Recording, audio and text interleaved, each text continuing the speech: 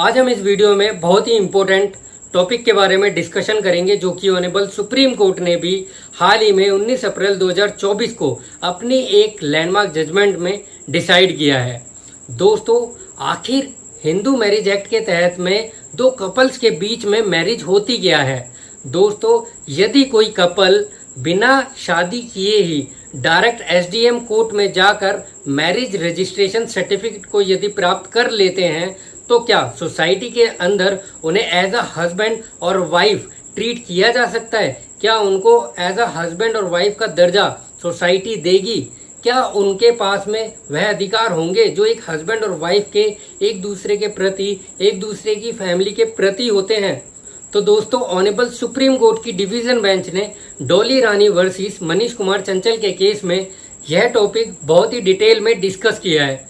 दोस्तों, honourable supreme court ने यह कह दिया है क्लियरली कि यदि कोई भी कपल किसी प्रैक्टिकल रीजन के तहत में, प्रैक्टिकल रीजन की वजह से लाइक वीजा पाने के लिए शादी कर लेते हैं, शादी भी हिंदू रीति रिवाजों को फॉलो करते हुए नहीं करते हैं, सिर्फ एसडीएम कोर्ट से मैरिज रजिस्ट्रेशन सर्टिफिकेट वह प्राप्त कर लेते हैं, तो ऐसे में हिंदू राइट्स और कस्टम को फॉलो किए बिना, बिना शादी किए ही, बिना रीति रिवाजों को फॉलो किए ही डायरेक्ट एसडीएम कोर्ट से section 8 of Hindu marriage act के तहत में मैरिज रजिस्ट्रेशन सर्टिफिकेट को प्राप्त कर लेना, यह अपने आप में कोई वैलिड मैरिज नहीं है, यह एक इनवैलिडेट मैरिज है। दोस्तों, ऑनेबल सुप्रीम कोर्ट ने इस केस में यह हेल्ड किया है कि हिंदू मैरिज इज अ संस्कार and a sacrament, and Hindu marriage is not for song and dance and not dining और वाइनिंग। यह हिंदू मैरिज जो की जाती है वह सिर्फ सॉन्ग के लिए या डांस के लिए या फिर डाइनिंग के लिए या फिर वाइनिंग के लिए नहीं की जाती है।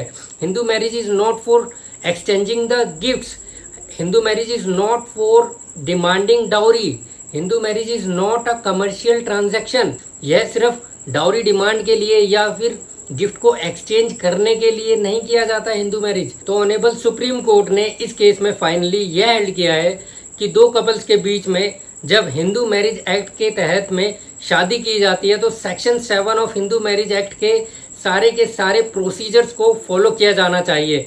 यानी कि हिंदू मैरिज एक्ट के तहत में हिंदू राइट्स और कस्टम के प्रोसीजर्स को फॉलो किया जाना चाहिए, जैसे कि सप्तपदी, 7 फेरे लिए जाना।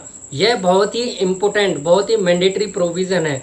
यदि section 7 of Hindu marriage act को फॉलो ही नहीं किया गया है, दो कपल्स के बीच में जो कि हिंदू हैं, हिंदू मैरिज एक्ट को फॉलो नहीं किया है, तो ऐसी मैरिज को वैलिड नहीं माना जाएगा, चाहे वह कपल बिना मैरिज के ही एसडीएम कोर्ट से marriage registration certificate as per section 8 प्राप्त भी कर लेते हैं तब भी।